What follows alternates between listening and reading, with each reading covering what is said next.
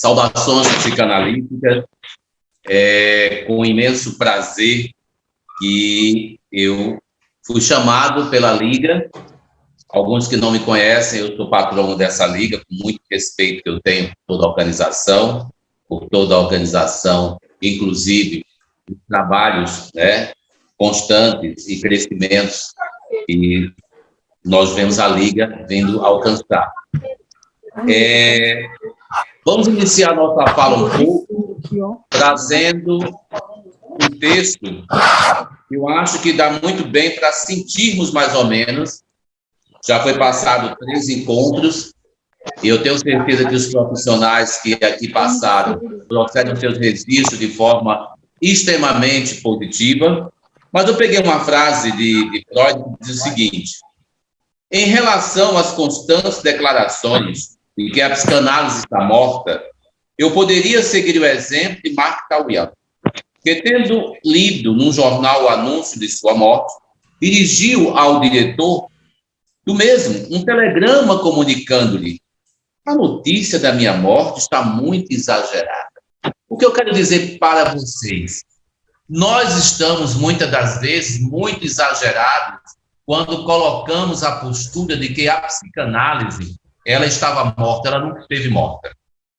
E no momento atual, no momento clínico, pandêmico, a psicanálise está cada vez mais num processo de evolução e cada vez mais num crescimento. Eu sou psicanalista há mais de 30 anos. Acredito que minha formação começou no colo do meu avô, porque ele lia Freud, né? E ele, no gabinete dele, me apresentou Freud. E, durante o período, o perfil da psicanálise ficou realmente emudecido, porque algumas instituições, algumas ordens, algumas estruturas, e queria ter esse poder, né, sobre a psicanálise. É bastante relevante tocar nesse assunto, porque clinicamente, tecnicamente, nós vamos ser profissionais que teremos que ter nossas defesas de fundamentações jurídicas e, principalmente, do entendimento de que a psicanálise foi formatada, como Freud falava, para leigos que tratassem leigos. E aí, a partir daí, foi fundamentada uma história tão bonita como vocês têm no slide, né? A história do movimento psicanalítico.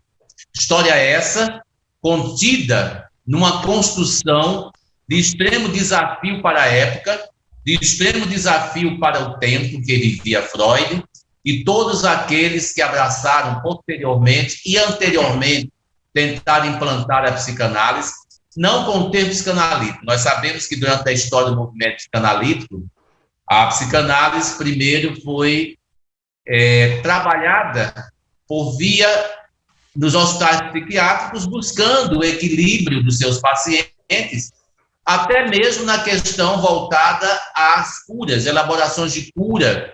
Foi quando todo mundo aqui, eu acho que já deve ter acompanhado, eu mandei um filme para que vocês pudessem fazer uma abordagem, História do Movimento Psicanalítico, aonde trata justamente de um momento crucial do início da história da psicanálise, aonde o indivíduo começa a fazer sua construção a partir da hipnose, isso já foi tocado aqui, eu tenho certeza, do mesmerismo, aliás, depois a hipnose, depois a interpretação dos sonhos foi aliada, a associação livre, e hoje nós temos aqui as diversas sociedades, instituições sérias, como em todo lugar, sérias e não sérias, que fazem hoje a formação do indivíduo na construção do saber psicanalítico, no saber analítico.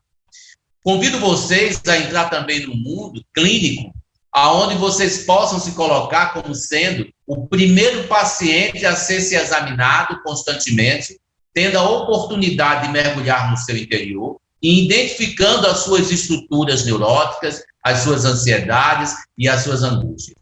Nós não podemos fazer ou dar mérito à construção de um psicanalista quando ele não se fundamenta nas suas próprias estruturas, nas suas próprias condições.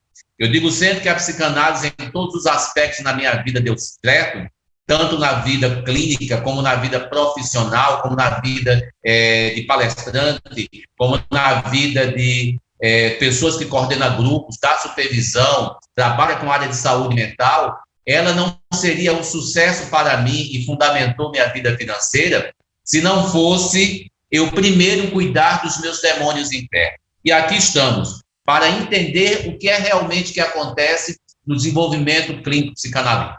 O que também teremos que chamar a atenção aqui é que vamos revistar um pouco aí a história do movimento em nossos slides, e no slide 1 a gente sabe que faz toda uma introdução de quem foi Freud, como Freud abraçou o processo, como ele foi buscar os escorpiões que em cada um de nós viviam escondidos às escuras, e como cada um aqui possui seus escorpiões, que muitas das vezes não quer levar à luz, porque levando à luz nós vamos soltar os nossos venenos. E soltando os nossos venenos, nós sabemos que nós estamos num processo de adoecimento e precisamos cuidar de nós. Então, Freud começou toda a estrutura buscando ali no hospital psiquiátrico o reforço para o saber analítico. Até aí não tinha se fundamentado o nome psicanálise. Até aí era justamente uma história, um momento, um processo de busca, um processo de refinamento da estrutura. E aí a gente vê, no início, que quando se fala de psicanálise, não se pensa uma estrutura entre pais e filhos só, que é baseado no complexo de Édipo. Claro, um dos temas da clínica que envolta o mundo psicanalítico é justamente o complexo de Édipo, né? E foi isso que afastou a clínica psicanalítica por muito tempo, por conta da nossa endocultura, assim como Freud foi rejeitado perante uma assembleia, provando o início da cultura familiar. Então, no primeiro textozinho que vocês estão vendo aí, é justamente tratando dessa complexidade. E aí eu mostro o problema. Eu mostro o problema tal qual é justamente a resistência que se teve, porque por um bom tempo, todos nós aqui sabemos, caros colegas, que as pessoas diziam falar de Freud é falar de sexo. E, na realidade, não é isso, certo? Mais à frente, a gente vai ver o slide, onde a gente tem as considerações. Isso é um teste de ressignificação, viu, gente? Que maravilha, né? Estamos aqui para ressignificar mesmo e tudo acontece. Vamos falar um pouco de Freud, né? Eu de Freud, como algumas pessoas, acho muito interessante, dependendo do seu regionalismo. Concebe a ideia, né? Freud e Bauer. Eles deram pontapé no início da psicanálise, até porque quem foi mais delirante, quem mais mergulhou no processo, foi Freud. Embora Bauer fosse uma pessoa de estima relação com Freud e que deu a ele todas as ferramentas necessárias para que ele tivesse o processo, a coragem, né, de fazer os enfrentamentos, porque tem um momento muito interessante da vida de Freud, que é quando ele faz a visita ao hospital psiquiátrico, passa a ser um médico da casa, né, através das amizades de aquela equipe de Charcot, e o diretor do hospital, ele tinha muita preocupação com as formas de abordagem, né? Eu gosto muito de comentar sobre isso, e um dia eles estavam reunidos numa sessão de terapia hipnótica para deslocar situações que são de estruturas, né, internalizadas traumáticas de 3 pacientes, 3 clientes, né? E, nesse exato momento, Freud é convidado a participar da sessão de hipnose. Só que Freud se incomodou muito, porque aí que está a quebra, né, da saída um pouco da hipnose, não que ela não exista ainda hoje como estrutura clínica de psicoterapia breve.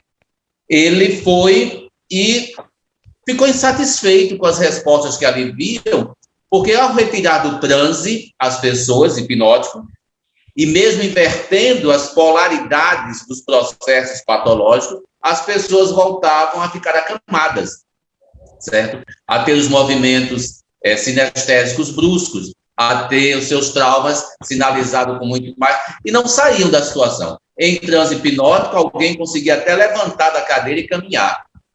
E aí ele se incomodou com aquilo, mas silenciou e começou a fazer uma pesquisa muito pessoal a respeito do inconsciente.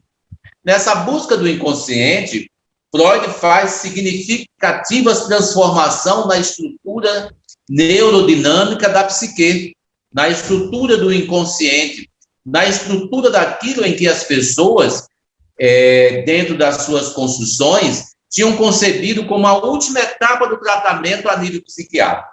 Nós sabemos, e tenho certeza que os colegas anteriores fizeram uma narrativa muito impecável, que foi em relação à demanda do processo terapêutico, né? Eles conseguiram fazer grandes transformações.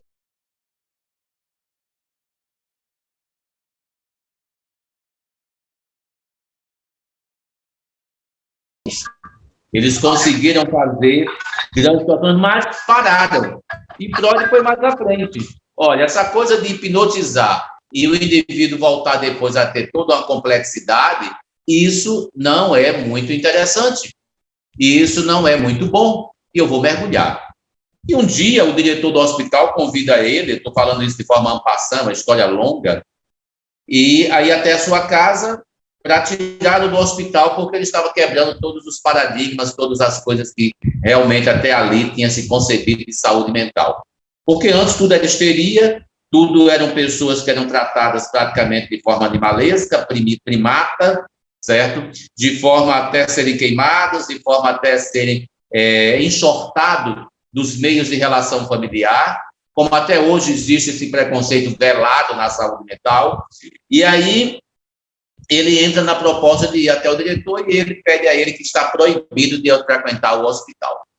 Mas aí Freud faz uma calorosa discussão com o diretor e vai para casa, né? A sua companheira, que foi uma mulher brilhante na vida dele, ela sempre o estimulou e o incentivou para as estruturas de pesquisa.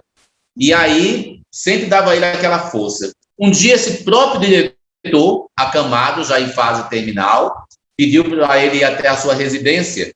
E nesse dia ele pega uma caixinha e mostra um escorpião dentro da caixa e traz ele à claridade. E aí ele diz a Freud: eu pedi que você, em determinado momento, não colocasse os nossos venenos e escorpiões para fora. Eu estou morrendo, mas eu te peço, Freud, que permita com que essa sociedade se torne praticamente próxima do que é sadio. Não deixemos formar grupos fechados de neuróticos silenciosos. E isso eu troco de propósito, porque mesmo nas transformações, que é um assunto que eu vou tocar agora, antes de passar ao próximo slide, e me permitam que eu leia esse texto, para que vocês tenham consciência nas transformações que a psicanálise foi tomando, e baseado na história do movimento, aí vocês vão ter dois paralelos, né, para entender.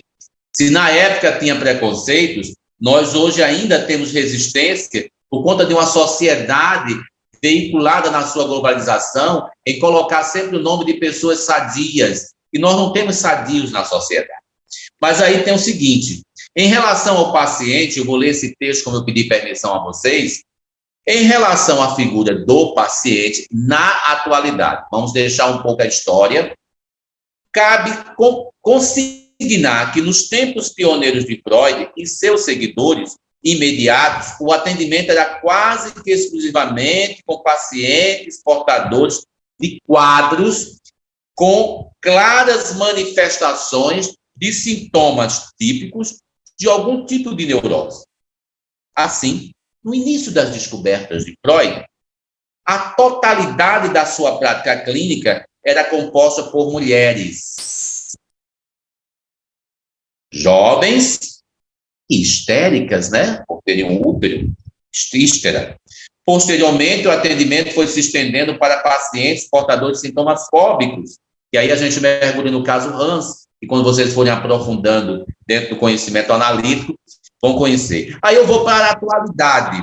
Na atualidade, as pessoas que procuram tratamento analítico fazem principalmente com queixas de problemas relativos a algum transtorno de sentimento de identidade. É aí hoje onde a psicanálise volta aos tempos passados E Freud queria isso, que as pessoas buscassem os transtornos de sentimento de identidade, porque era algo que tinha ficado traumatizado. No próximo slide, a gente vai ver mais algumas situações que se tornam interessantes na nossa discussão, mas o que eu queria deixar os colegas aqui muito conscientes é de que hoje nós tratamos da identidade. Antes, Freud já recebia os casos nas mãos rotulados. A nossa intenção não é rotular, a nossa intenção é tratar as estruturas, os transtornos de sentimento, para que nós possamos ter um viés elaborado de cura, aonde está na capacidade do sujeito mergulhar dentro de si. É promover essa viagem, é promover este encontro. Se eu estivesse sendo rápido, me falem. Tem alguém para falar? Alguém para fazer alguma posição? Fiquem livres. Então, nós vamos trabalhar simplesmente em cima das construções das crises de identidade, certo? Mais à frente, nós temos uma grande discussão também, que é a questão das diversas escolas que foram formadas em torno à construção de Freud, né? Poxa, Freud fundamentou, Freud tomou da frente, né? Freud teve a coragem, né? Eu vou deixar bem claro, é até bom deixar na tela, né? Que a gente vai fazer a quebra do divã daqui a pouco, é bom que deixe, obrigado, Ender. É interessante que a psicoterapia hoje, ela se reformulou bastante, e Freud gostava dos atrevidos. Por que ele gostava dos atrevidos? Porque ele foi atrevido, extravagante, ele foi o louco, o neurótico, ele se descobriu dentro da psicanálise, ele não fez uma ciência que não estava dentro dele, ele desenvolveu tópicos de uma ciência que foi aperfeiçoada. Eu, às vezes, fico aqui muito revoltante quando alguém diz assim, as pessoas mudaram a opinião de Freud. Não, Freud tira um chapéu, ele foi a base. Se a psicologia existe, ele foi a base. Se a escola lacaniana existe, ele foi a base. Se a escola melaniklaniana existe, ele foi a base. Se existe a escola voltada winnicottiana, ele foi a base, bio. Todos eles foram fundamentados, beberam no saber, assim como Freud bebeu na construção da psicanálise, no processo realmente de busca, até mesmo no mundo daquilo que a gente chama mitológico, para explicar o poder do falo, para explicar o poder de demanda, que a gente até hoje tem isso internalizado de forma primata, onde o homem ainda acha que tem a superioridade sobre a mulher. E aí Freud foi mostrar a matriz desse amor, aonde estava, e foi agredido. O retoque histórico que nós temos que fazer aqui é quando Freud faz uma grande defesa em prol do primeiro amor e da primeira rejeição, que é onde muitas das vezes, por estética, algumas mulheres abandonam seus filhos da mama, não sabendo ela que vão trazer alto grau de complexidade às suas estruturas, aonde Freud, diante de toda um corpo de médicos, desafia-se a falar vaiado, porque eles entenderam que Freud estava falando que a pessoa tinha um amor sexual pela mãe, e Freud tinha um amor explicando o que era o verdadeiro amor e explicando que não tem nada a ver sexualidade com sexo. Energia de pulsão, desejo, o que está dentro das construções hormonais, o que está dentro do teu processo não tem nada a ver com sexo. Antes de você ir para a cama, você vai justamente buscar aquilo que a gente chama de descarga libidinal internalizada. Eu tenho que sentir desejo.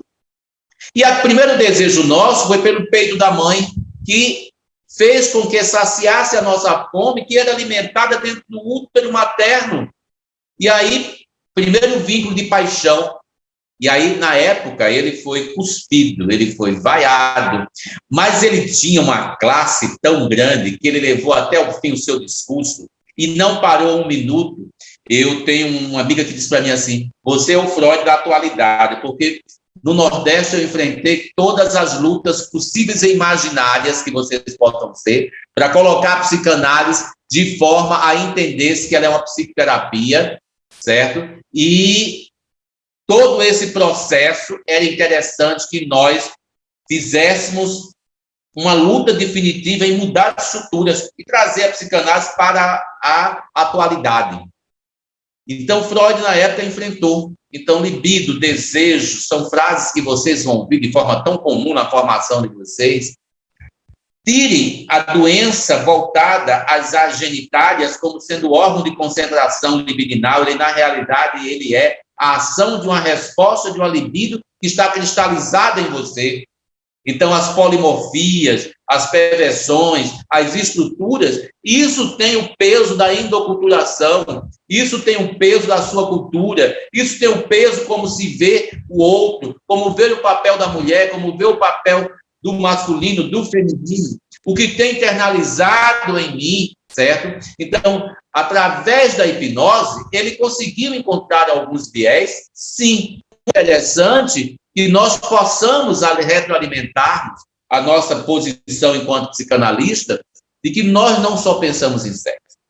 Passando para a figura que está aí, né, do processo do divã, do processo clássico de Freud, por trás do divã, hoje nós temos um divã mais contemporâneo, que é uma poltrona, que é algo que te deixa confortável, é algo que hoje a psicanálise assumiu um papel da psicoterapia, onde a gente quebrou um pouco essa postura rígida, porque tem gente que se preocupa muito com o divã, né? Com o set analítico, que a gente chama, mas ele não se preocupa com a qualidade do que ele empresta na sua escuta. Tem gente que acha que a sala bonita é do melhor psicanalista, que é a sala mais extraordinária e montada, e pasmem vocês, por eu me situar numa região onde trabalho com saúde mental, numa coordenadoria, e visito pessoas sitiantes, adoecidas, eu muitas das vezes já fiz terapias com meus pacientes embaixo das árvores, das catingueiras, e eles ressignificaram. Para mim, o texto era ressignificar. Para eles, o texto era: eu mudei minha posição de vida, eu mudei minha vida, eu dei uma melhor enorme, eu consegui me ver. Eu não estava me enxergando, doutor, e agora estou me enxergando. E aí a gente vê que o set analítico é uma abordagem que fazemos quando a gente consegue ter um vínculo, uma construção de vínculo. Vocês vão aprender durante o curso em teoria da técnica clínica aprimorada. O que nós podemos salientar de importância em todo o processo, nas intervenções de Freud, certo? É que nós somos aqueles que fundamentamos hoje um novo momento da psicanálise. Perfeito. Agora, não podemos esquecer de todo o processo de construção do saber baseado nas estruturas do que a gente tem do passado, na história do movimento, na história do que se viveu, na história do que se aprendeu, na história do que foi trazida do berço por Freud até os dias atuais, modificadas pelas diversas escolas, adequada, adaptada. Faço questão de deixar vocês muito bem esclarecidos de que o saber analítico é um saber universal, assim como qualquer tipo outro de saber. Ele não é de autoria, ele não é de posse de nenhuma sociedade científica, ele não é de posse de nenhuma estrutura, certo, profissional, ele é um saber. Como eu disse no início, Freud sempre comentava que nós tínhamos que trabalhar em cima do processo de leigos cuidando de leigos, certo? E a supremacia do processo está aí, né? É eu entender o outro, é ter uma boa escuta, né? É ter um bom momento para a escuta. Voltando às estruturas do movimento psicanalítico, para passarmos para uma segunda demanda, que nós devemos muito associar ao processo. Por que Freud quebrou, então, a hipnose? Ele viu que a hipnose, eu quero deixar isso bem claro, ele viu que a hipnose, por si sozinha, não conseguia reduzir os efeitos dantescos no psicossoma do indivíduo. Na época ainda não tinha essa linguagem de psicossoma, neurociência, neuropsicologia, neuropsicanálise, neuropsicopedagogia, não se tinha.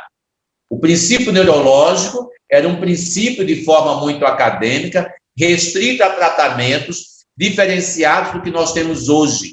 Nós hoje, quando tratamos um paciente, um cliente, nós tratamos em todos os aspectos, certo? Nós tratamos no aspecto de, em primeiro lugar, estrutura metapsíquica, que a gente toca no tema aqui também hoje em História do Movimento, em História da Clínica, que a metapsique, algo que está fora das nossas explicações e que a gente pode fazer um paralelo com o mundo que a gente desconhece cientificamente, que é o mundo do espiritual. A metapsique, a metafísica, a energia que transcende dentro do processo.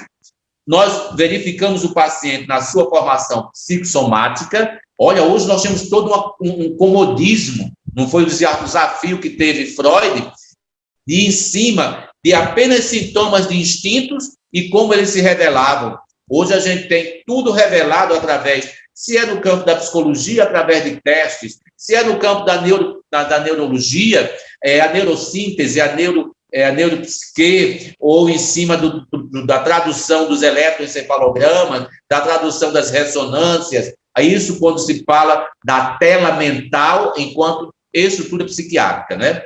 Neuropsiquiátrica. Mas enquanto neuroemocional, nós temos toda uma referência.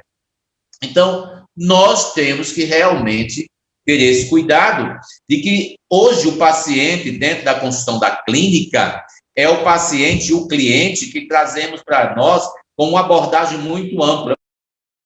Freud não. Então, quebrou o paradigma da hipnose porque ele se inquietou. Guardem isso. Eu me inquietei, sabe? Vou falar como se fosse Freud. Olha, Brava, Charcot, caros colegas, a hipnose em si não está valendo muito, não. Ela é ótima. Ela é inibidora do processo. Mas ela traz de volta. Quem pega o caso Ana O, que eu mandei no filme, e espero que aqui vocês tenham feito um estudo, ou façam depois, que esse filme vai dar uma ampla visão do que eu estou falando aqui. Quando Freud faz as suas estruturas e descobertas, e ele olha para Ana, eu vou usar ela como reforço, né, que é Berta Pompen, que é o caso Ana O, ele olha para Ana e diz assim, olha, é confuso, eu não consigo. Aí ele começou a fazer uma associação livre de ideias dela. Tem uma fase do tratamento dele, para deixar entendido por que ela até saiu da hipnose, entrou para interpretação dos sonhos e fundamentou a base também na associação livre de ideias, certo? São 3 pontos fundamentais para dar a conjuntura da psicanálise. Ele, quando estava no processo terapêutico em forma de trocas com a Ana, né, com a Berta Pompen, ele percebe-se que ela, em transe hipnótico, ela revela toda uma situação. E nesse transe hipnótico, ela faz narrativas muito comprometedoras e ele pega por determinadas frases, determinados chavões. No outro momento, ele chega lá e ela começa a comentar com ele. Olha como foi a transição. É por isso que um terapeuta, um psicanalista, um psicoterapeuta, ele tem que estar atento ao movimento do seu cliente. Freud atento ao movimento do seu cliente, e o que ela desejava que tudo fosse descortinado, porque ela tinha uma histeria profunda, cada semana ela tinha um adoecimento diferente, até uma gravidez psicológica ela teve, e ela disse assim, eu estou sonhando muito. E aí Freud disse, me conte os sonhos. É aonde ele constrói as atitudes do sonho, e divide, né, em conteúdos latentes e manifestos, e o que ele percebeu que ficou muito registrado nas falas dela. Durante o transe hipnótico, uma certa vez, essa Berta tinha o pai no padrão mais de excelência, mas ela se traiu quando ela disse assim, eu estou no meu quarto, né, em transe hipnótico, eu estou no meu quarto, eu estou no hotel, e aí aqueles homens chegam, aqueles homens que eu não sei quem era, me levam para um convento onde estava meu pai, e aí meu pai estava lá, isso em transe hipnótico. Só que ela comete um erro na fala que a gente chama ato falho, que a gente sempre comete e a gente deixa para o terapeuta. Mas sabe, quando eu cheguei, tinha música, as freiras dançavam. Então o pai não morreu num convento, o pai não era santo, o pai morreu num bordel, certo? Então ele percebeu que a intervenção através da hipnose não garantia o sucesso do tratamento, não garantia o processo de construção extremamente perfeito da estrutura. E aí ele começa a fazer, né, uma abordagem também trazendo o subsídio dos sonhos. E nesse subsídio dos sonhos, ele consegue construir, ele consegue trazer mais elaboração para o caso dela, tá? Despreza-se a hipnose? Não, a hipnose até hoje, clínica, não de palco, não artística, não a hipnose, certo, vulgar, que algumas pessoas exercem para prantear, para ter dinheiro, ou para ser famoso, ou para se mostrar. Porque tem gente que bota no seu cartão hipnoterapeuta clínico, como ele fosse dono da mente do outro, certo? E esquece de dar o perfil arcabouço, né? E até nós mesmos alimentamos isso, porque, eu queria fazer uma sessão hipnótica, não é assim.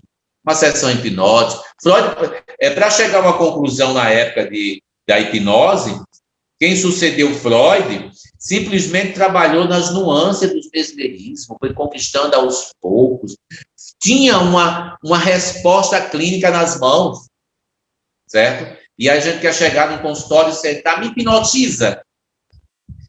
Respeito os colegas, tira o chapéu, parabéns, aqueles que conseguem, né? Mas cuidado com as hipnoses de palco, cuidado. Voltando ao nosso texto de construção do saber. Freud, então, descortina mais um campo, que é a interpretação dos sonhos.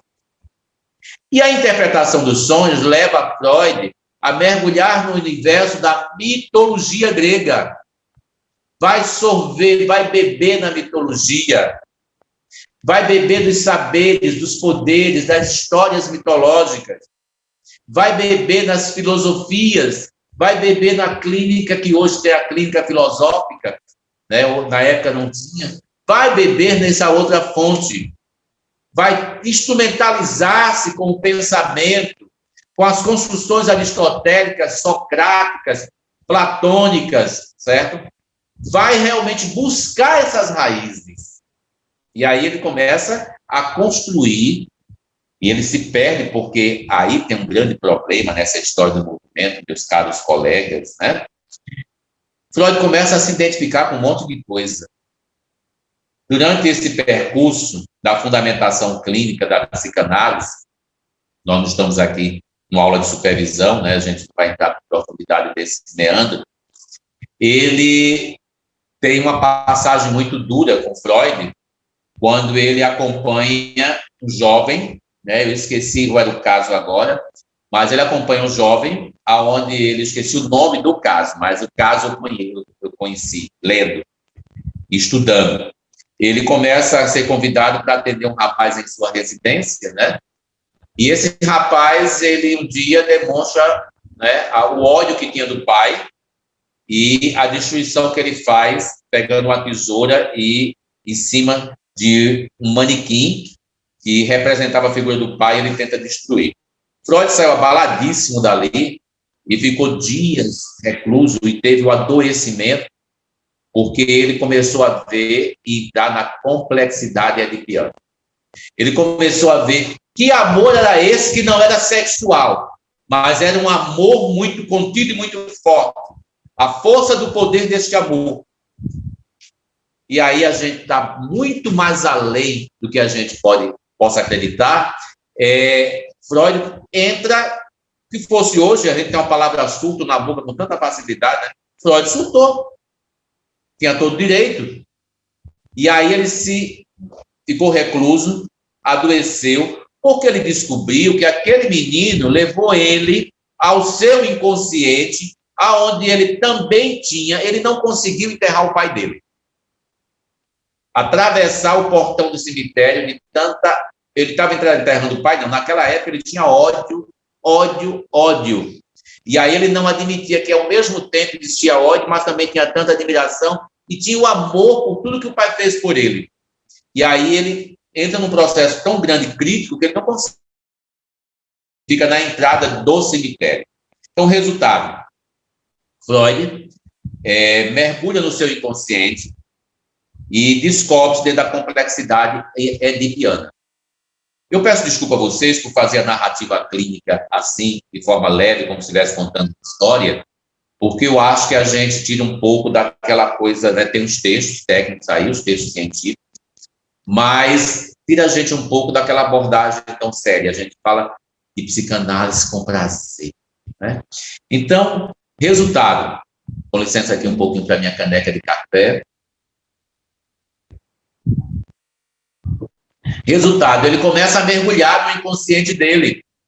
E ele começa a se mexer por dentro, que uma certa noite ele se depara num quarto de um hotel, né, uma viagem com os pais, e o pai, um temporal muito forte, a mãe botando ele para dormir num quarto anexo, o pai vai lá, puxa ela pela mão e leva para o seu quarto, para o seu momento de intimidade. E aí Freud se lembra que naquela noite ele odiou, ele queria matar o pai, porque ele estava com medo, em pânico, num temporal forte, precisava da mãe, e aquele homem veio e tirou. Não tirou o sexo, tirou a zona de segurança. A mulher que deu a ele o primeiro momento de vida, pós-vida uterina. E aí ele odiou, né? A gente não percebe quando os filhos entram no meio dos pais e dividem com ciúme, certo? E aí Freud começou a se interrogar que ele foi um homem muito mesquinho, como é que ele está tentando conhecer a mente, e ele tem tanto ódio do pai. Ele não suportou enterrar o pai, mas porque estava um misto de ódio e satisfação. Ao mesmo tempo, ele dizia para Brauer e para todos os outros, eu estou feliz pela morte dele, porque é como se eu tivesse lá dando o peso daquela criança. E aí Freud se encaminha para o processo e fica em nulidade psíquica, né? Quando ele diz que vai abandonar os estudos da psicanálise, a construção da estrutura e do viés analítico, que era a nova ciência na época que ele falava, né? Da nova ciência que ele estava pesquisando, as mulheres na época tinham uma posição de muito silêncio, era proibido fazer leituras, as mulheres não tinham acesso à formação, mas a mulher dele sempre foi uma mulher que sentia-se muito livre, e lia sempre que ele saía, ele tinha suas agendas guardadas, mas ela lia todas as anotações técnicas científicas dele. E aí, resultado, Freud, quando está na desistência, entra em depressão, hoje é depressão, mas na época entra na sua histeria, na sua convergente histeria, adoece ao ponto de ter que chamar os amigos, e os amigos iam até lá e ver que não tinha nenhuma doença física, nada, que coração bom, tudo bom, era o emocional, é quando ele se abre, né? E aí ele abandona o tratamento do rapaz que tinha essa estrutura e mergulhou na dor dele. E é quando a esposa dele pega e diz assim, não admito que eu viajei, que mudei de cidade, mudei de país, mudei de tudo, que mudei todos os processos da minha vida, que fiz uma transição completamente, né? Hoje vivo aqui com você, tenho ciúmes de cada pessoa que entra e fica nesse espaço fechado com você, ou você vai à casa em cada quarto de pessoa, tenho ciúmes. E tudo isso eu venci e venho vencendo em função da sua ciência. Gente, se hoje nós temos um Freud que a gente coroa, e que foi a partir dele que veio toda a história do mundo clínico psicanalítico, esta mulher foi a base fundamental de toda a história. Esta mulher não pode ser esquecida jamais. E aí ela diz, quando ele pergunta, o que você conhece para me dizer isso? Ela disse, eu leio tudo, pede desculpa a ele, eu leio tudo que você tem anotado e você não vai desistir. Nessa noite, Freud se arruma e vai visitar, nesse final de tarde e noite, o rapaz para ele retomar a terapia. Quando chegou lá, ele soube que o rapaz tinha ido para o hospital, um manicômio, né? E o rapaz suicidou-se lá. E aí ele carrega um peso de culpa muito grande por todo o tempo, né? Porque, na realidade, o cara se matou e ele se sentiu responsável porque não estava, na época, com maturidade psíquica. Aí que está. Se Freud entrou nesse processo, nesse circuito, eu te convido você a refletir. Será que nós, se não nos examinarmos, se não fizermos as nossas supervisões, se não fizermos as nossas análises, se não tivermos o nosso suporte, vamos, de uma certa forma, garantir o outro ou vamos fugir quando alguém dentro do nosso consultório começa a trazer para nós falas que nos impactuam? Por que vamos fugir? Um homem já deixou a ciência pronta e aí, resultado, ele entra em crise, mas depois ele se reconhece mergulhando no mundo da complexidade edipiana. É quando ele passa a defender isso, de que o nosso adoecimento começa desde a vida intrauterina, começa desde a vida bem tenra, né?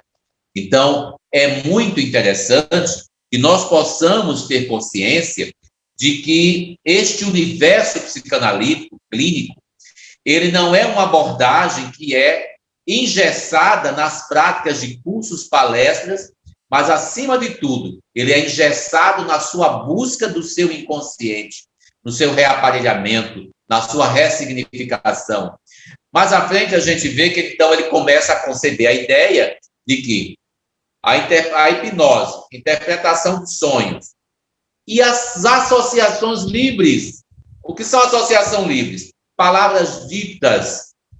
Essas associações livres estão em movimentos de corpo, em gestos, em posturas, em maneirismo, em forma de olhar, em forma de se sentar, na postura que se traz diante do terapeuta, diante daquele que está fazendo a sua psicoterapia, certo? Assim como nós também somos observados pelo nosso cliente. A postura clínica também pede, né? E vocês que estão nessa inserção do terceiro encontro aqui pela Liga, nossa famosa Liga Terapêutica, a gente tem que fazer um merchan também. Eu me lembro, né, de sempre... Não esqueçam de falar bem dela. Então, é muito interessante que nós possamos revistarmos, né? É o que eu chamo... Tem um texto de Freud, tem um texto que fala sobre Freud, que é Freud revistado, né? Revisto 2 vezes, porque nós precisamos nos aparelhar constantemente. E olhe que hoje nós já temos a decantação, né? Ele foi a bateia, ele tirou, certo? E deixou decantado todas as patologias. Praticamente hoje os grupos que se reúnem têm consciência plena da construção de todas as patologias. Nós só não podemos rotular, que é o grande mal nosso. Fulano tem o quê mesmo? Não.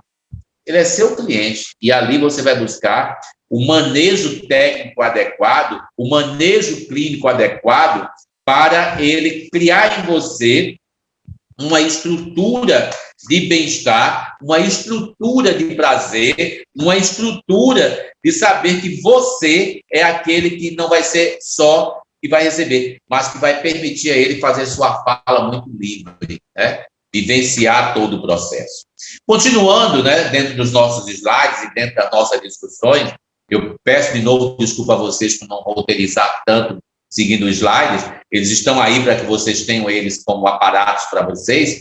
Nós vemos aí a foto, né, de Charcot e Feuerbach, né, que são pessoas que deram uma alavanca muito grande também, certo, na construção da psicanálise. Charcot era um psiquiatra, né, que desenvolvia um trabalho pioneiro de hipnose. Cada um tem sua história de pioneirismo. Ele trouxe a hipnose. Freud descobriu os lapsos dessa hipnose. Junto, tentou fazer uma mudança. Quem entrou em dissidência com ele, criou as suas escolas. É isso que eu digo, até os nossos inimigos contribuem para o nosso bem-estar. Ele tinha realmente um relacionamento muito bom com Freud, né? Uma relação assim social, mas que ele dividia saberes com ele, e foi ele que bebeu inicialmente da fonte da hipnose. E é Charcot que movimenta as ideias na cabeça de Freud, né? E aí Freud começa a analisar tanto o manejo técnico como clínico da ciência que eles estavam mergulhando. que as doenças não são só físicas, o processo dentro de si, e aonde dentro desse texto até, inclusive, eu já falei para vocês, que tem as associações livres, né, que fala justamente do reconhecimento da sexualidade infantil, da utilização dos sonhos, estamos fechando aqui, né, bem lapidado, né? Isso aí é considerado uma construção sólida para que lá na frente fossem remontadas estruturas de teorias de mecanismo de defesa. Nós vivemos nessa situação, né? Como diz o texto, por via régia do inconsciente, eu sempre promovo algo que me retém e que não me permite ser tão direto, ser tão objetivo, ser tão aberto para o processo. E por quê? É muito difícil falarmos do que a gente tem da nossa anatomia psíquica. Temos a nossa anatomia física, temos a nossa anatomia estrutural, certo? Cerebral, mas temos a nossa anatomia inconsciente, que funciona como funciona essa nossa anatomia física. Tem fisiologismo, tem descarga, certo? Tem metabolismo, tem. Quem pode contrariar a ordem de que existe uma anatomia do inconsciente? Tem. E Freud fundamentou isso muito bem. A afetividade, as emoções mal resolvidas, os traumas. Sintomaticamente eu sinto ele no meu corpo como uma cólica, como uma diarreia. Mas a anatomia psíquica foi que sentiu primeiro. A anatomia do teu inconsciente foi que sentiu primeiro. Eu vou até me vigiar um pouco na palavra psique, né, psique, e falar mais voltado ao texto, como era no início, né? Até aí não tinha se formado o aparelho psíquico ainda, estava em construção. Então, dentro dessas ideias, o reconhecimento da sexualidade infantil foi o pontapé mais que urgente, fundamental e perfeito. O matriciamento das nossas dores, das nossas construções, o matriciamento das nossas inseguranças, o matriciamento de tudo aquilo que eu abandonei, que fui abandonado, daquilo. Ali está registrado tudo. Os nossos recalques, o que eu realmente me mecanizo, o que eu não exponho, o que eu traduzo como doença que pode ser resolvido, certo? E aí ele traz o que a gente chama de uma frase que está para vocês aí, que é a representação dos xistes, né? Que são lápis e atos falhos, né? E que são nesses atos falhos, o dizer sem querer dizer também, que eu digo tudo. A gente às vezes tem uma grande brincadeira de dizer assim, eu não sou, olha, eu fico com raiva não, viu, mas eu amo você, mas eu não sou por sua cara. Né? Então disse tudo, ele não me ama, ele não vai com a minha cara. Então a gente vai e usa, né, para tentar construir uma relação. Isso é só para a gente entender melhor isso.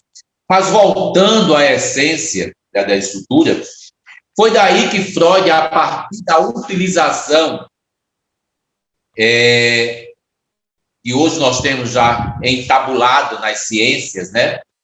Foi a partir daí da sexualidade que ele conseguiu descobrir as nossas psicoses, as nossas estruturas psicóticas de personalidade, as estruturas borderline, ou seja, aquilo que eu vivo no limite, as condições psicóticas mais interessantes que nós possamos imaginar, as esquizofrenias, o que a gente hoje tem como nominado, né, patologias que a gente acha que, poxa, como é que isso foi patentear-se? Está lá atrás, os transtornos narcísicos, tudo isso veio dentro do processo de construção a partir da junção, a associação livre de ideias, certo? A partir da junção, elementos transferenciais, a partir da junção das ideias concebidas, a partir da junção maior, em entender a sexualidade humana. Nós somos tão pitorescos que até hoje a gente tem resistência. Tipo assim, essa imagem que está aqui para vocês, que foi programada para fazer parte da nossa tela, por trás da nosso discurso, é uma imagem que tem gente que filho nem pode ver. né? Porque olha o corpo. Mas se a gente olhar essa imagem, ajude-me a conduzir a interpretação dessa imagem. Vou ajudar vocês. O que nós percebemos? Um jovem em estrutura pensante, com a perna sobre a pedra, certo? Buscando um horizonte, certo? Por trás todo o movimento de estrutura de conduta social, ele, arremessado sobre esta pedra, faz uma estrutura de pensamento, debruçado. Aí o corpo desnudo é sexo? Não. O corpo desnudo é como sempre devemos nos ver diariamente, por via régia do inconsciente, com naturalidade. Agora, eu não posso ter uma estrutura de instinto adoecido, uma estrutura prejudicada em visão da minha sexualidade, aonde eu me reconheço como um doente em determinadas áreas da perversão, né? Então, a gente não olha as coisas pelo viés de uma interpretação, a gente olha pela interpretação de corpos materializados, mas não olhamos pelo que está no inconsciente. E isso é muito interessante. Lá na frente, nos slides, nós vamos ter a possibilidade de continuarmos a falar dessa estrutura clínica que envolve o indivíduo, que hoje a gente tem os diversos nomes, mas Freud na época não tinha. Quando ele tratou Berta Pompei mesmo, quando acompanhou ela, e quando ele acompanhou ela, eu vou voltar ao caso, que a gente faz sempre idas e vindas, né? Ele, na neurose dela, nas histerias dela, ela tinha o pai como santo. Para vocês entenderem melhor, quando até ver o filme. E eu convido a assistir, Freud Além da Alma. Ela, quando relata a Freud, o pai dela era o santo. A mãe era a Putpar, né? Era aquela que realmente... E, na realidade, a mãe foi uma mulher que ele conheceu, engravidou, né? Mas ele era uma pessoa... E ele só conheceu essa mulher de muito equilíbrio, ela conseguiu romper a barreira do preconceito internalizado nela e viver como uma dama. Mas, infelizmente, o marido a rejeitava.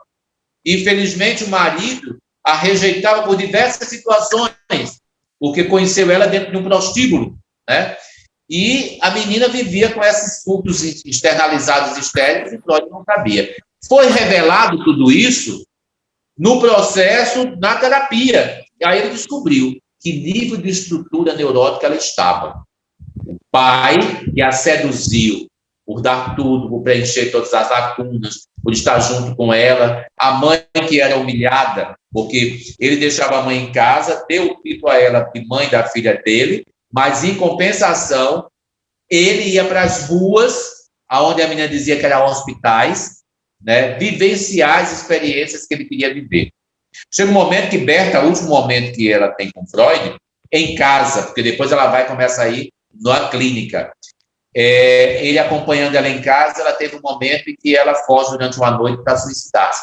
Ela não aguentou descobrir que o pai, na sua condição de herói, era o verdadeiro culpado. E aí ela faz o exercício do perdão, ela reconhece a figura da mãe, ela passa a socializar, os adoecimentos diminuem, os processos histéricos começam a ser controlados, ela começa a ver que o pai viveu um processo doentio, né? Ele era seduzido por mulheres da vida e casou com uma mulher que a gente chama da vida, que não é da vida, é muito difícil, né? É uma vida difícil, certo? E ela viveu, certo? Então, resultado. Aonde está toda a estrutura? Está aqui bem claro no slide. Essa mulher possui uma estrutura neurótica muito grande. E aí Freud mergulha justamente e vê quantas condições somáticas e quantas psicossomatizações essa jovem Berta Pompei fez até se encontrar. E aí o último momento que ele diz assim, agora eu não venho mais até a sua casa. Você agora anda, você está forte, você está alimentada, você caminha, você descobriu comigo nessa viagem, você se permitiu ir nessa viagem analítica e descobriu as verdadeiras situações. O resto resolveremos no consultório, na clínica. Eu te espero lá no gabinete. nós também vivemos isso. Quantas seduções, quantas neuroses internalizadas. E muitas das vezes o nosso cliente chega no consultório achando, eu não vim aqui, eu não queria falar, porque eu quero falar mal do meu pai. Ninguém está falando mal de ninguém. A estrutura de uma terapia não é conduzir você a uma revolução, uma revolta, e perseguir aqueles que você se permitiu tornar você vítima de si mesmo. Aqui Freud, inclusive, combate a estrutura que hoje nós combatemos, de vitimização.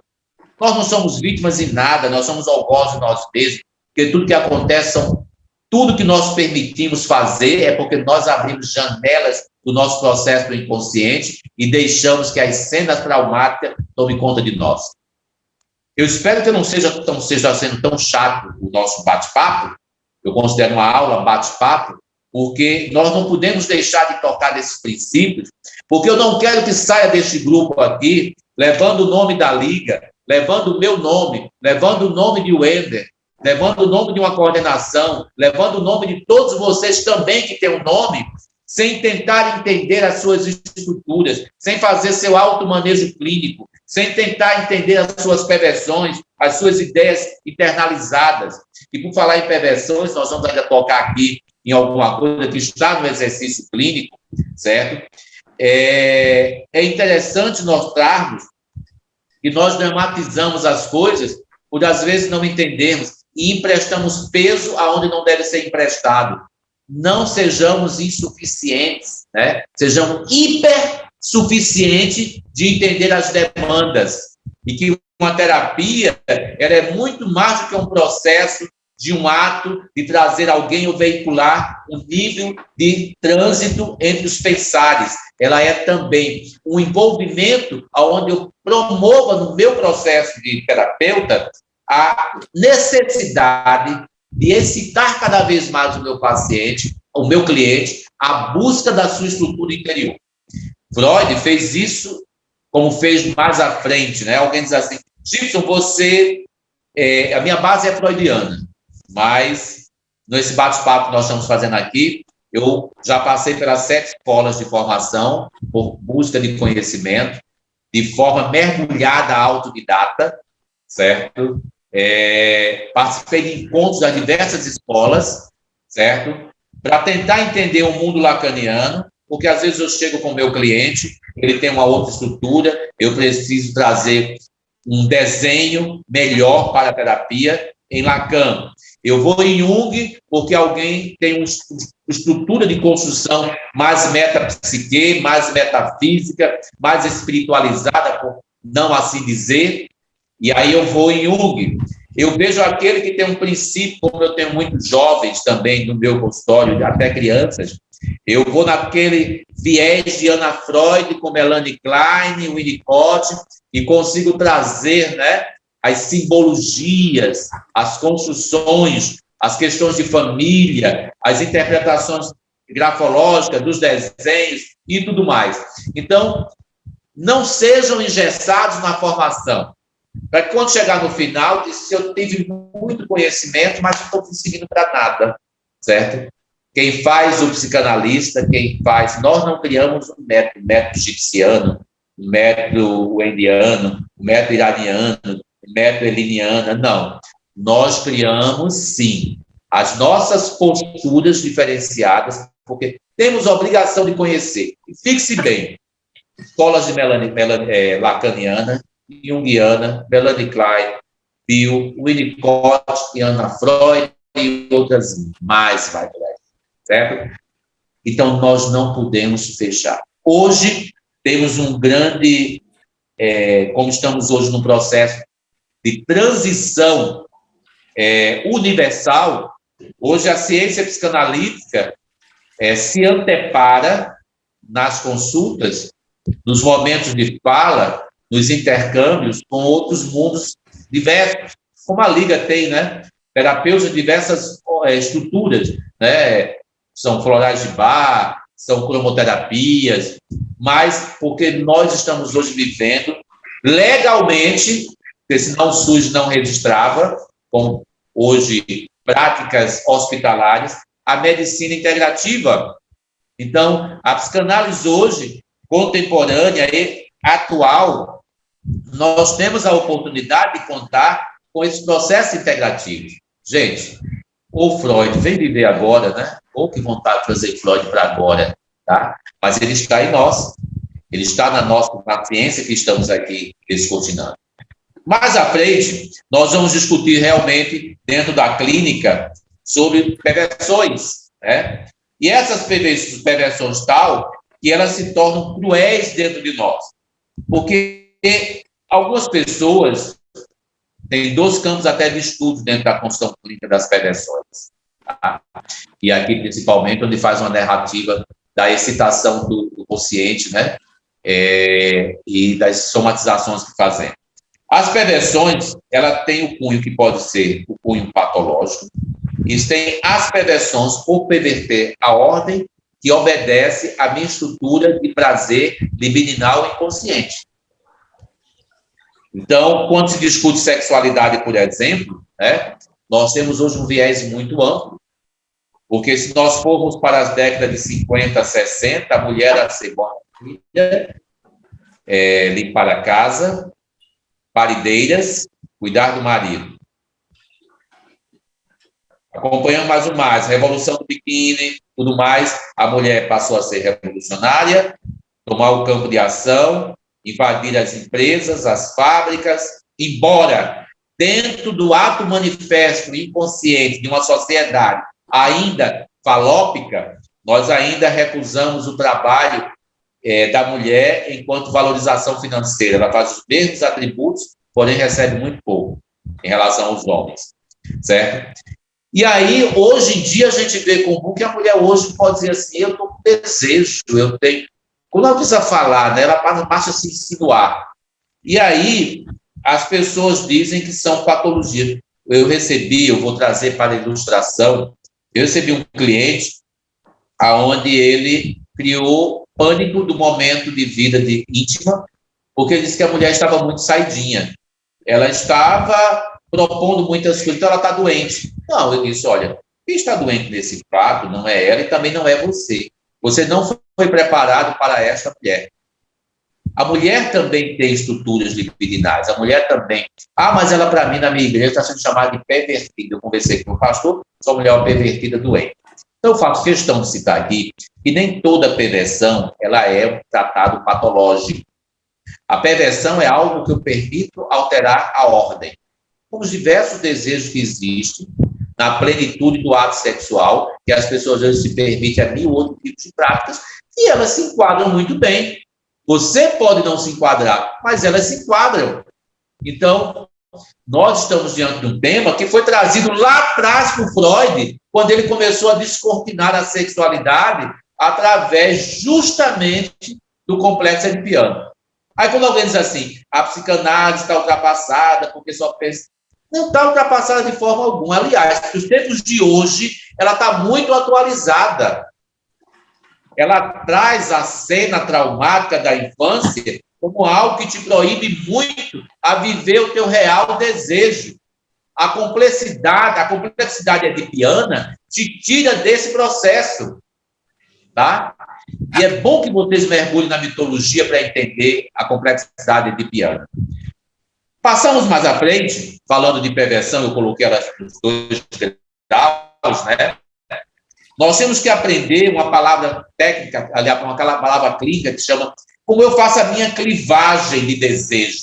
O que é clivar? É como eu realmente sujeito o meu desejo a identificar-se com o do outro. Então, fazendo uma clivagem do meu desejo. E que isso não me traga na minha personalidade um adoecimento. Tudo parte da lógica do diálogo, da construção do diálogo, para que não gere sintomas, para que o sintoma não se manifeste em patologia, e para que essa patologia não se transmita numa neurose. De uma neurose, você migre para um campo de adoecimento mais profundo.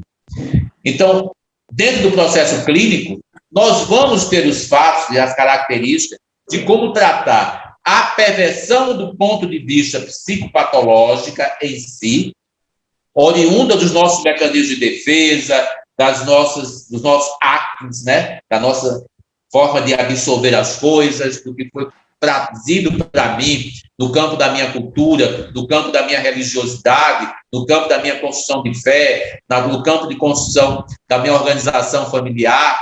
Então, eu preciso trabalhar a minha personalidade a adequar-se tempo a tempo.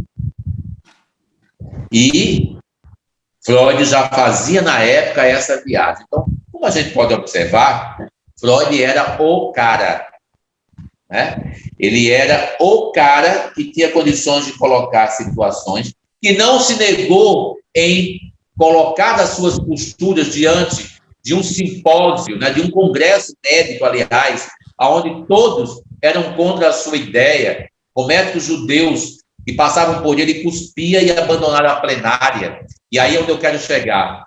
Freud, ele pediu muito apoio e foi muito ligado a Brauer e a Charcot, e na hora mais difícil que foi essa, esses o abandonaram, esses renegaram.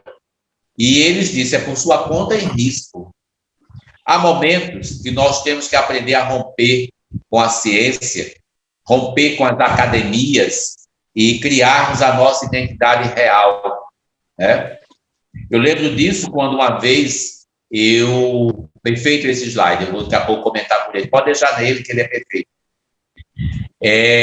Eu lembro que uma vez, em Salvador, e a Ira, que é diretora da instituição de vocês, tem consciência disso, eu fui muito retaliado, porque a psicanálise, por um bom tempo, permeou a estrutura, isso é a história de psicanálise também, e vai estar no meu livro, permeou a estrutura de que ela era uma estrutura só para ricos, era uma profissão de elite, e aí eram fechadas as sociedades, mas sociedades mais secretas. Respeitando todas as sociedades científicas, eu não vou citar nomes aqui, para não incluirmos que tudo hoje as pessoas querem ser indenizadas por uma fala, e hoje eu tenho a cautela, e aí as sociedades, elas não são donas de saberes, elas são aquelas que devem propagar os saberes. E eu afrontei as sociedades científicas da época, quando os meus alunos de supervisão clínica em estágio, eu botei para fazer dentro de clínicas e escolas que nós implantamos, na época, nas aldeias SOS, que são as aldeias lares, 22 casas que têm famílias sociais que tratam de crianças em risco, né? E eu botei, até hoje existe a clínica lá. E nós colocamos, e foi um grande desafio nesse processo. Por que foi um grande desafio? Eu estava rompendo com os valores acadêmicos postulados e os valores legitimados pelas sociedades. E aí eu respondi, o saber é universal, tudo que está aqui é uma estrutura laica, eu posso oferecer isso para onde. O que não é proibido é permitido. E hoje, aí de lá, a gente migrou para os Alagados, que era hoje uma região que tem uma fundação, mas não se tinha na época nem calçamento. E levamos para tratar de alcoolismo, para tratarmos de pessoas que precisavam. Porque eu dizia para os meus alunos, vocês acham que vão ficar sentados numa sala de luz com ar-condicionado? Eu quero vocês fazendo a clínica do social com a psicanálise. Foi um escândalo na época. Mas passou, eu sentei com todas as bases, sentei com diversos conselhos, conversamos, e hoje a gente tem a psicanálise no trânsito tão livre. Então, ela não é mais uma profissão de elite. A elite da profissão é sermos excelentes profissionais, servirmos com excelência a causa psicanalítica. Em 1897, Freud abandona algumas situações, né, e busca outros fatos que poderiam trazer construções de saberes muito mais profundas. Ele não só concentrou-se na sexualidade. O povo tem uma mania de fazer essa alienação e colocar ele na região fronteiriça. Inclusive, quando diz assim, vou levar uma cartilha, uma discussão sobre sexualidade. Mas Freud só pensa em sexo? Né? Então, Freud não só pensa em sexo. Ele desconstrói um pouco esse processo, certo? E lá na frente, tá? Foi até o que fez com que se investisse muito, né? Foi o campo da interpretação dos sonhos, que é fantástico. Vocês vão se deparar na interpretação dos sonhos quando vocês no decorrer do curso, tá? Vão se deparar de maneira, assim, mais do que excelente, porque é aí que está toda a construção edípica, é aí onde é que está a construção realmente de todo o processo inconsciente, é aí onde é que está a verdadeira vida. Por que a verdadeira vida, doutor Gito? Por que, professor Gito, a verdadeira vida está no inconsciente, nos sonhos? Pergunto a vocês, metade dos nossos acordados, eu vou até brincar um pouco, quando eu olho uma foto sinuosa de um corpo que eu desejo, certo, no outdoor, ou seja, numa vitrine, ou seja, na televisão, que são atos que manifestam a minha libido interiorizada. Você, às vezes, está do lado da sua companheira, do seu companheiro, do seu parceiro, sua parceira, e você não pode nem esboçar o movimento, porque se for um neurótico do ciúme, você se manifestar, acabou o casamento. Mas você desejou. Não vai dizer que não desejou. E aí, o que é que eu faço? Eu recalco o processo. Deu para entender? E quem é o sonho? O que é o sonho? O que, na realidade, o Freud quis dizer que o sonho revelava? Os conteúdos manifestos e latentes do sonho, eles nos traz no mundo do inconsciente, que não é consciente, eu trago à tona o meu real desejo. Então, o sonho, volto agora a falar, eu falei que a hipnose a gente deve ter cuidado, e agora vamos falar do sonho, quero que vocês tenham muito cuidado. Em relação à psicanálise voltada do sonho, a interpretação do sonho, é onde Jung entra aqui com uma força total, esplêndida. Há uma coisa muito interessante. O sonho, ele é um registro da nossa vida consciente no mundo inconsciente, o sonho. Aí a gente faz o quê? A gente sonha, quer interpretar para jogar no bicho, para jogar na loto, para jogar não sei o quê. Tem livros de interpretação de sonhos de cabeceira. Sonhei com água, é isso. Sonhei com dente, é aquilo. Lógico, não vou matar o empirismo. Vamos começar, então, a entender sonho, gente? Não vou matar o empírico do sonho. Não vou matar os conhecimentos culturais que se jogam em torno da construção da sociedade.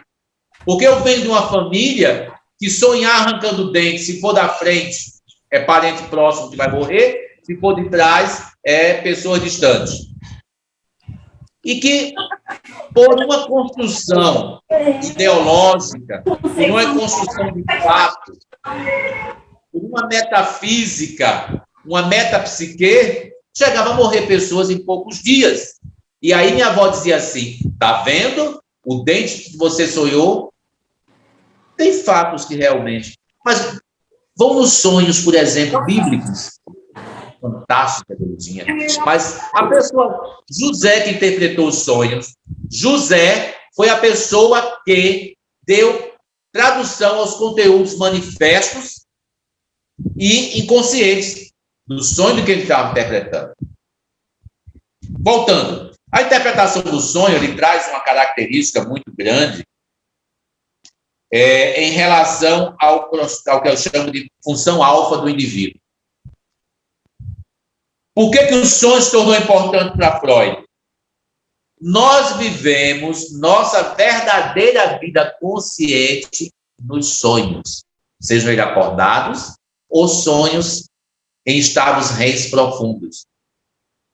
Porque para entender de sonhos, eu tenho que levar também em consideração o entendimento das estruturas do sonho, REM 1, REM 2, REM 3, e isso é lá na frente, vocês vão entender, certo? Na construção do saber. Estou trazendo como índice informativo desta aula.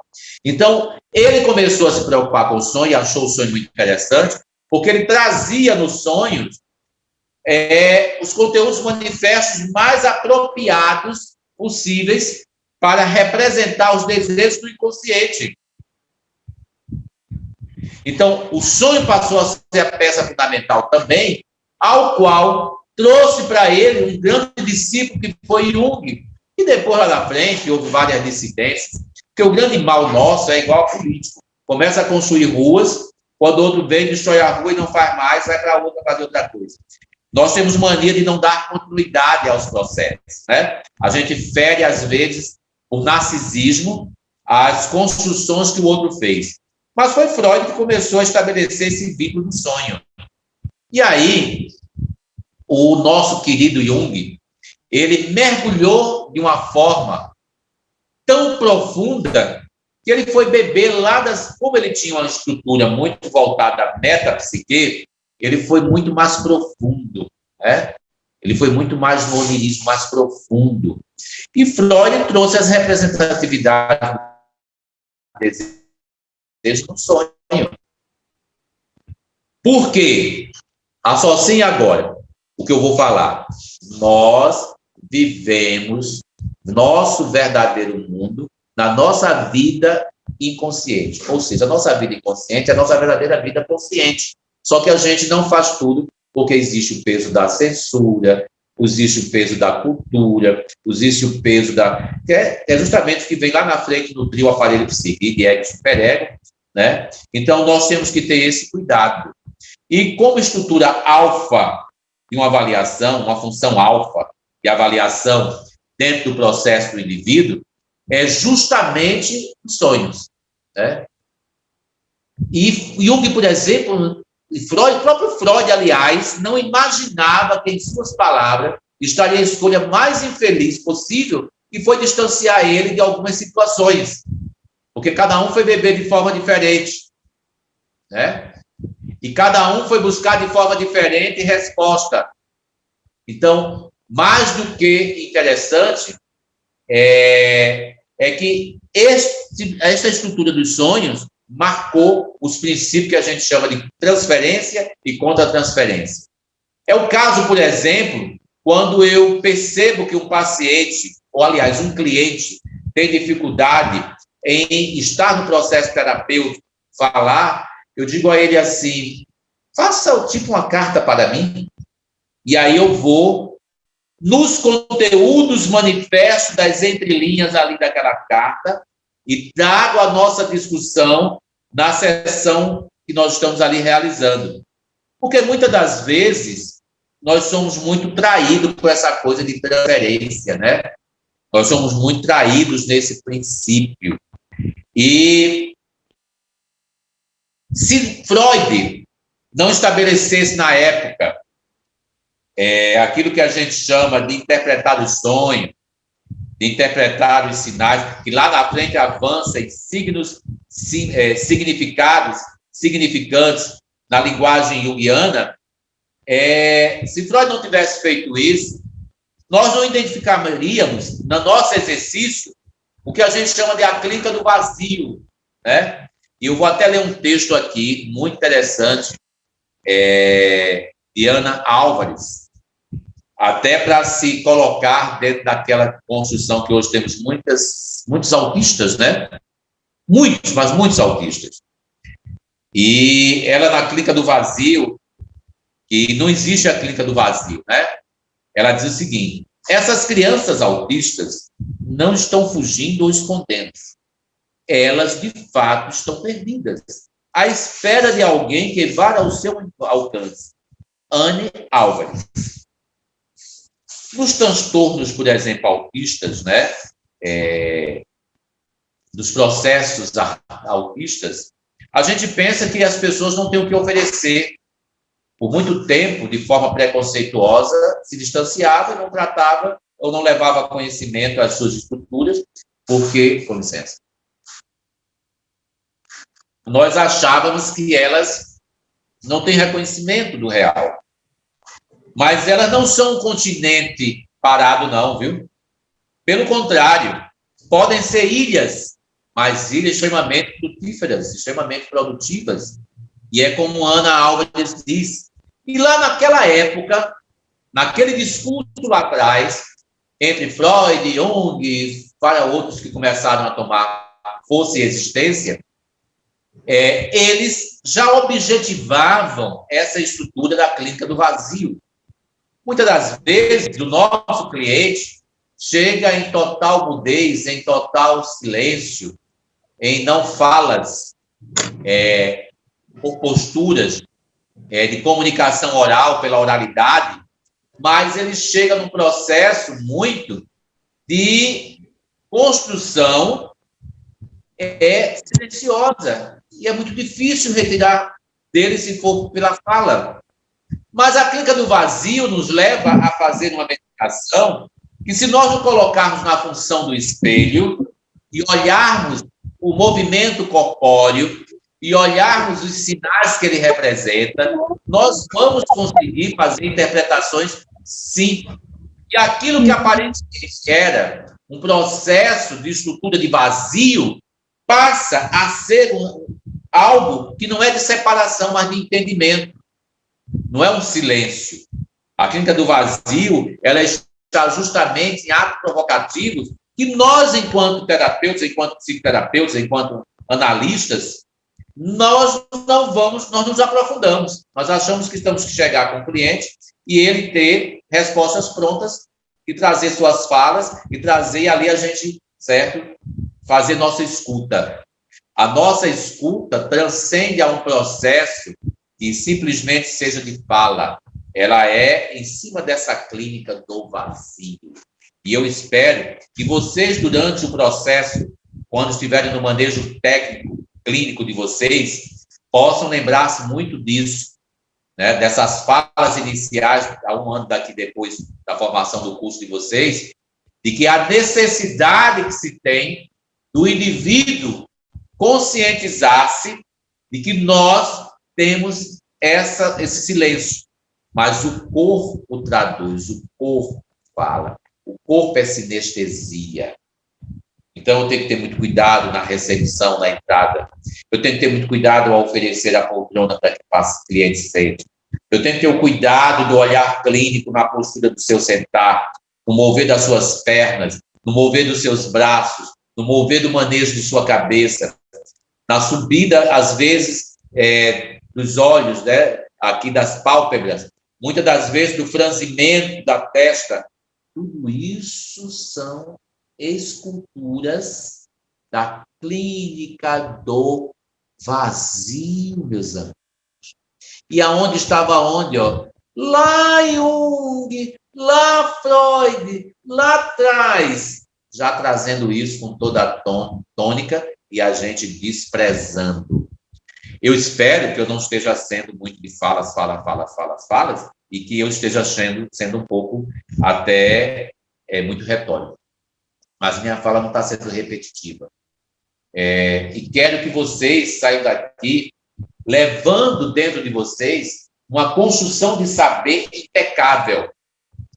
Não é brincar de ser analistas, não é brincar de ter um certificado, sabe, de uma formação. É exercer na plenitude, conhecendo todas as estruturas, entendendo o que é normal e a normalidade, e o que é normal realmente que está em fatores subjacentes, que não está realmente, está no subjetivo do indivíduo, na subjetividade, tá? E quem nos trouxe todas essas ideias, quem nos trouxe todas essas construções, está lá, Freud, Sigmund Freud. Voltando de novo, né, ao início de todo o processo, Freud constrói o complexo de Édipo, Freud liberta-se das academias, Freud cria o movimento, Freud gera adeptos ao seu movimento, Freud traz para si a simpatia e, automaticamente, a psicanálise começa a tomar um certo culto na Europa, transcendendo, principalmente, depois dos Estados Unidos, e com a formação do curso, com a criação do curso de psicologia, a psicanálise recebe um retoque também maior, embora nós temos alguns questionamentos, né, da clínica comportamentalista, mas a clínica analítica, ela serve muito de base para a formação de diversas estruturas, tá? Estudos da sexualidade debruçados em Sigmund Freud, estudos de mitologia debruçados em Sigmund Freud, estudos voltados à estrutura da sociabilidade, bem-estar, personalidade, caráter, lá atrás, em Freud. Então, nós temos que ter esse cuidado de zelar. Eu vejo isso como os nossos patriarcas. Zelar por eles. Zelar por esses saberes. Não desprezar as estruturas. e não deixarmos de ser aqueles que vai dar continuidade a um processo, fugindo dessa neurose de angústia que tanto nos permeia, de seguirmos na atualidade. A gente tem uma necessidade, certo? De quando a gente vai interpretar um cliente, numa nossa discussão clínica com grupos, né? Se for aqui, a gente cria um dia de discussão clínica de estudo de caso, e a gente tem necessidade. Mas o que ele é mesmo? Ele é psicótico? Ele é narcísico? Isso é coisa que fica com você. Com ele, você vai tratar de uma pessoa, você vai contribuir, você vai levar e fazer ponte dele mergulhar no seu inconsciente, no inconsciente dele, e trazer à tona todos os processos, trazer à tona todas as considerações que estão internalizadas, traumaticamente guardadas e adoecidas. Por que a gente manifesta tanta neurose de angústia? Né? A Revista Internacional de Psiquiatria, eu vou ler para vocês aqui, ela traz um viés muito interessante na atualidade, mas que estava bem no passado.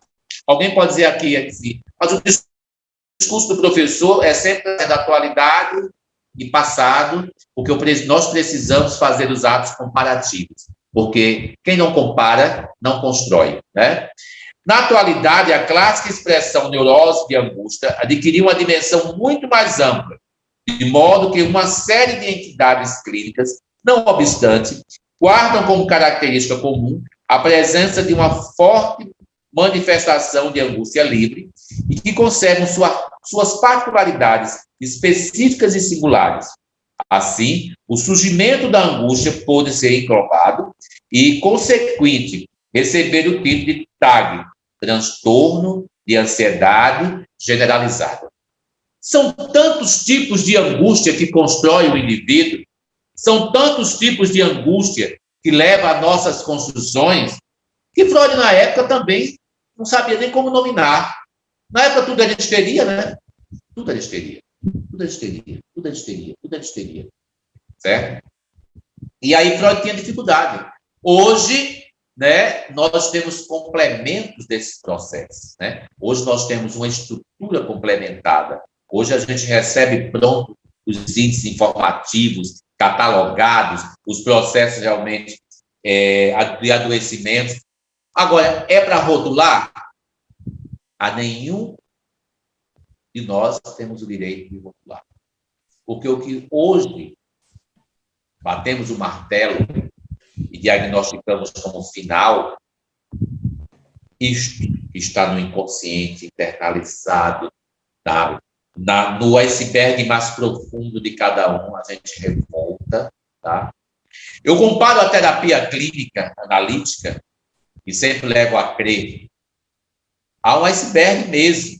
As geleiras do nosso inconsciente, baseada nas construções culturais, baseada nos impedimentos de fala, baseado nos impedimentos de sermos podados, deixa em nós adoecimentos profundos, geradores de conflitos tamanhos. E a terapia, ela é nada mais, nada menos do que não trabalhar a ponta do iceberg, ele é apenas o que apareceu. O que hoje alguém que dá uma resposta surtada e que perde todo o equilíbrio, ele é a ponta do iceberg. As suas geleiras mais profundas da alma, adormecida em noites de inquietação, sem um manejo adequado de observação criteriosa, afetiva, não pena, né? Porque é algo que pode a nossa construção clínica. É uma das coisas que eu queria muito falar aqui, professor Eline, porque as pessoas têm um grande hábito, né, de achar que quem procura tratamento por adoecimento psíquicos, emocionais, são pessoas que têm um processo de coitadinho. Não são coitadinhos. Seja o rótulo que talvez a sociedade queira te colocar, nunca tome como posse um coitadinho por estar diante de uma clínica interpretativa analítica. Tome isso como a necessidade de você apossar do seu território interior. Porque o mundo pode te negar tudo. Tudo. Mas no meu manejo interior, eu vou criar as minhas ferramentas de defesa para que eu não adoeça.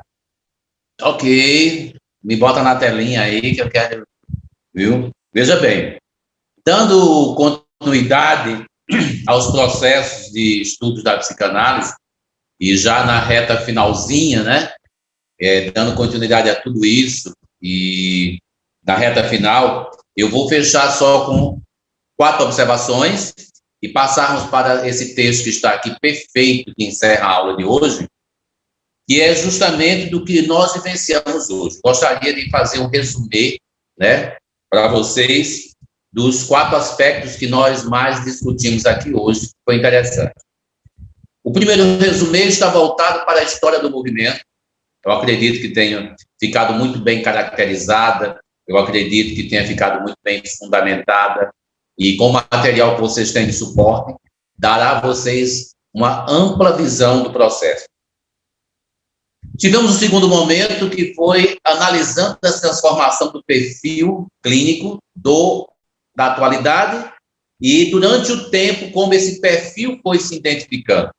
Eu acho que ficou muito claro aqui as mudanças que começaram no perfil clínico da psicanálise, desde o processo